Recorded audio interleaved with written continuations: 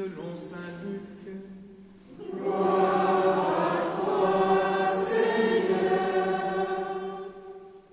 En ces jours-là, Marie se mit en route et se rendit avec empressement vers la région montagneuse, dans une ville de Judée. Elle entra dans la maison de Zacharie et salua Élisabeth. Or, quand Élisabeth entendit la salutation de Marie, l'enfant tressaillit en elle. Alors Élisabeth fut remplie d'Esprit Saint et s'écria d'une voix forte : « Tu es bénie entre toutes les femmes, et le fruit de tes entrailles est béni. D'où m'est-il donné que la mère de mon Seigneur vienne jusqu'à moi ? Car lorsque tes paroles de salutation sont parvenues à mes oreilles, l'enfant a tressailli d'allégresse en moi.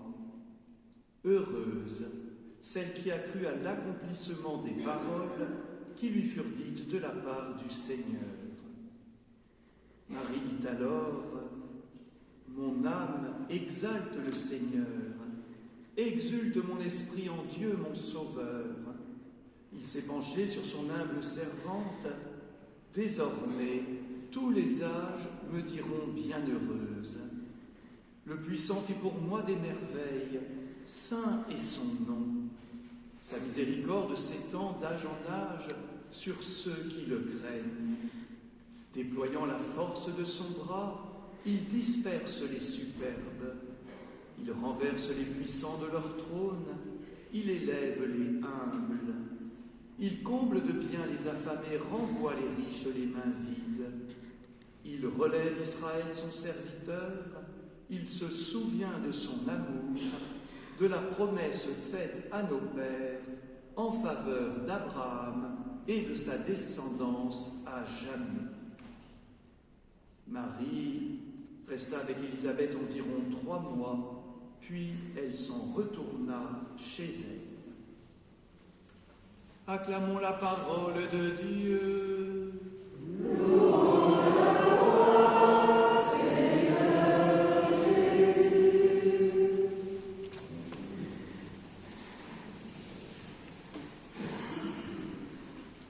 Le Puissant fit pour moi des merveilles. Alors on va commencer par recontempler ce grand arc des merveilles que Dieu a fait en Marie. Et puis, nous nous demanderons, mais en quoi sommes-nous concernés ? En quoi toutes les merveilles que nous proclamons au sujet de Marie nous concernent et nous entraînent à notre tour. L'œuvre de Dieu en Marie. D'abord, rappelons-nous, Marie est bien des nôtres. Quand l'ange Gabriel vient lui annoncer qu'elle est choisie pour porter le Sauveur, c'est une jeune fille en apparence toute ordinaire. Je me suis demandé, à quoi ressemblerait la Vierge Marie si je la croisais dans les rues de Bagneux ? Qui serait-elle ?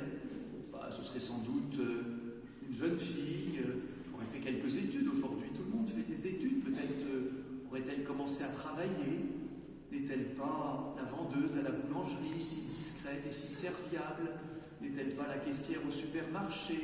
N'est-elle pas garde d'enfants ? Ou que sais-je ?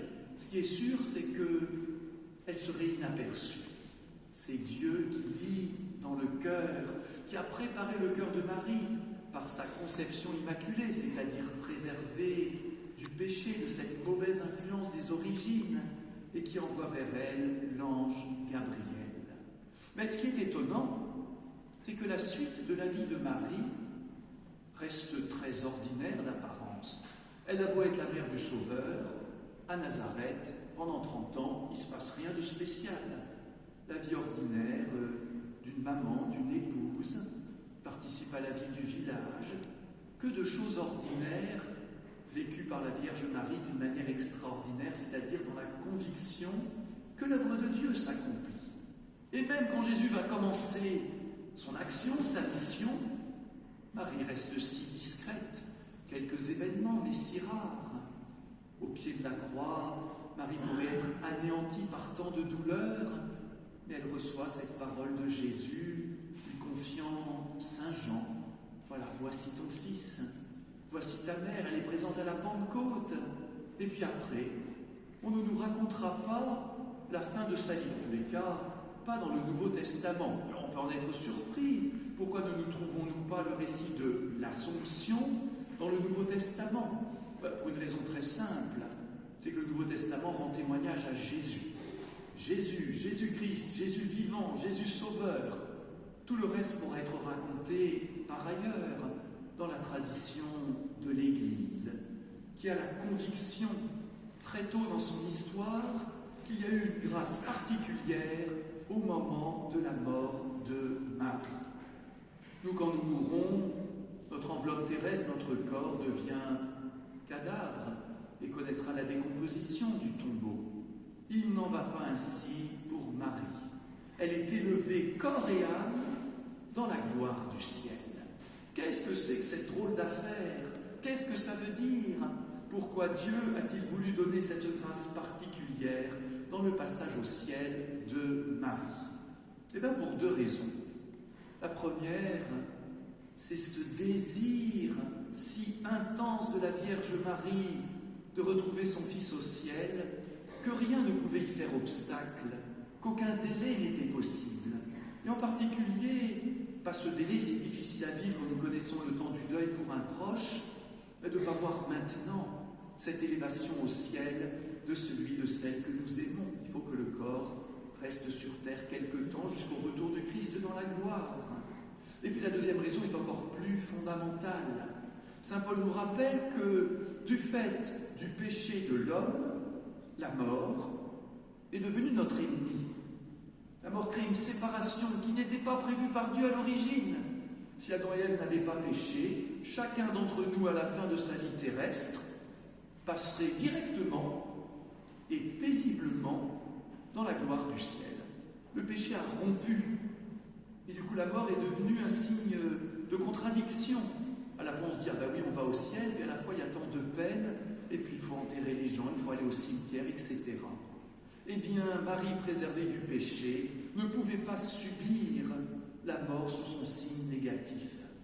Et Dieu a voulu qu'il y ait cette cohérence dans toutes les merveilles qu'il a fait pour Marie, et bien que la mort soit déjà vaincue. Alors, bien sûr, pas vaincue par Marie elle-même, vaincue par le Seigneur Dieu et le Christ ressuscité, qui a fait comme profiter à Marie en avant-première de ce qui nous est promis pour nous à la fin des temps. Vous voyez, frères et sœurs, je voudrais y insister, l'Assomption n'est pas une sorte de dogme un peu étrange qu'on aurait rajouté comme ci, comme ça. C'est une conviction très ancienne de la logique de l'action de Dieu dans les merveilles faites à Marie. Alors, très bien, on se réjouit pour elle, on est bien content, on a même fait une belle fête, mais on pourrait se dire, sommes-nous concernés après tout? On peut dire, moi je ne suis pas comme Marie, je commets des péchés, j'ai pas eu toutes ces grâces. Ben, frères et sœurs, la bonne nouvelle, c'est que ce qui est déjà réalisé en Marie par son Assomption est promesse de ce qui nous arrivera. Mais nous, ça arrivera par étapes. À la fin de notre vie terrestre, c'est notre âme qui s'élèvera pour comparaître devant Dieu et rendre compte de l'amour qu'on a essayé de vivre. Et si nous en sommes jugés dignes, nous serons déjà en chemin vers Dieu. Mais notre corps attendra le retour du Christ, la fin des temps, pour qu'enfin tout entier, nous soyons, si Dieu nous en juge dignes, dans la gloire du ciel. Ce que Marie a reçu en direct est promis pour nous par étapes. Et puis la deuxième chose, c'est que Marie du haut du ciel ne reste pas inactive. Excusez-moi cette expression un peu familière, à se tourner les pouces. Non, elle continue sa coopération à l'œuvre du salut. Rappelez-vous à Cana, où la coopération de Marie a permis et facilité que le miracle du Christ, cette eau transformée en vin, se réalise. Faites tout ce qu'il vous dira. Alors Marie coopère à l'œuvre du salut de son Fils bien-aimé pour la gloire de Dieu, par sa prière, par son intercession puissante. Ne dit-on pas familièrement qu'une maman a l'oreille de son Fils? Alors c'est sûr que notre maman du ciel a l'oreille de son Fils bien-aimé. Et alors voilà, Marie coopère à notre salut en priant pour nous. Et nous nous sommes invités à faire confiance à cette intercession. Alors je vais simplement terminer en disant 2-3 petits mots sur notre prière favorite de dévotion, la prière du Je vous salue Marie. Parce qu'en fait, elle résume tout. Elle résume notre conviction et notre dévotion mariale. Et bien d'abord, nous reprenons les paroles de l'ange. C'est l'ange Gabriel qui a dit « Je te salue Marie, comblée de grâce ». Alors nous reprenons cette parole de l'ange pour nous rappeler que toutes les grâces de Marie viennent de Dieu. Et nous saluons en elle, non pas d'abord les mérites de Marie, mais l'œuvre de grâce de Dieu.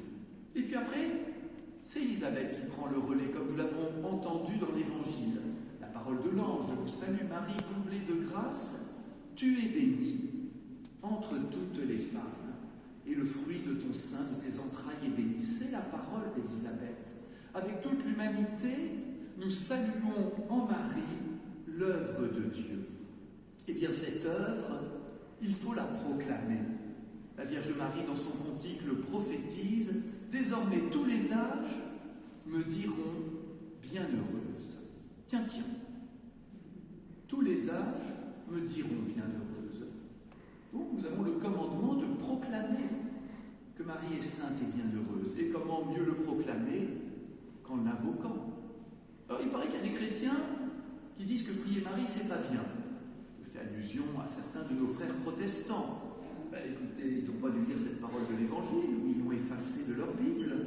Désormais, tous les âges me diront bienheureuse. Alors si jamais un jour, il y a un évangélique qui vient vous chercher d'époux et vous critique parce que vous priez Marie, vous lui citerez ce verset. Désormais, tous les âges me diront bienheureuse. Est-ce que vous dites Marie bienheureuse? Vous ne le dites pas? Vous ne respectez pas l'Évangile. Et si vous le dites, comment le faites-vous? Dans vos assemblées? Mais oui, vous devriez le faire dans vos assemblées. Bon, ne polémiquons pas. Simplement, ne laissons pas marcher sur les pieds quand certains ont mal lu l'Évangile et mal compris ce que nous devons faire en honorant la Vierge Marie. Nous obéissons à la prophétie et à la parole de Dieu. On ne vient pas nous embêter. Bon, après, je vous rassure, beaucoup de nos frères protestants, mais un peu en cachette, ils n'osent pas trop le dire, c'est pas aiment bien prier la Vierge Marie, mais chut, ne le répétez pas. Voilà, dans tous les cas, pour nous, la Je vous salue Marie se termine par les paroles de l'Église. Sainte Marie, Mère de Dieu, priez pour nous, maintenant et à l'heure de notre mort. Vous voyez, ce que nous demandons à Marie, c'est de prier pour nous. Vous voyez, ça c'est le propre de la prière de dévotion. Nous invoquons les saints pour qu'ils intercèdent pour nous. Et cela est radicalement différent de notre prière d'adoration et de louange qui n'est due qu'à Dieu seul. À Dieu seul est due la prière d'adoration et de louange, ce que nous vivons dans chaque messe, où toutes nos prières sont adressées à Dieu le Père par son Fils bien-aimé. Et en dehors de la messe, eh bien, nous faisons monter vers les saints, et en premier lieu la Vierge Marie, nos prières de dévotion, où nous ne demandons pas d'abord ceci ou cela, parce que Dieu seul peut accorder. Nous demandons à Marie de prier pour nous. Alors certains pourraient dire, mais je suis bien capable de prier tout seul directement Dieu. Ah ben oui, certainement, par ton baptême, tu es apte à prier Dieu. Mais c'est jamais un détour de passer par la Vierge Marie. Au contraire, c'est un raccourci. Marie est notre raccourci vers Jésus. Quand nous suivons Marie, quand nous demandons son aide, on va plus vite. On va par un chemin plus direct. Ce n'est pas du tout du temps perdu ou une sorte de concurrence, ni un détour. C'est, frères et sœurs, un raccourci. Par Marie, on arrive directement à Jésus.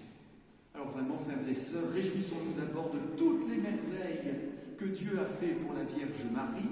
Rappelons-nous que toutes ces merveilles sont promesses, des merveilles qui nous attendent et que d'ailleurs nous vivons déjà par la grâce du baptême.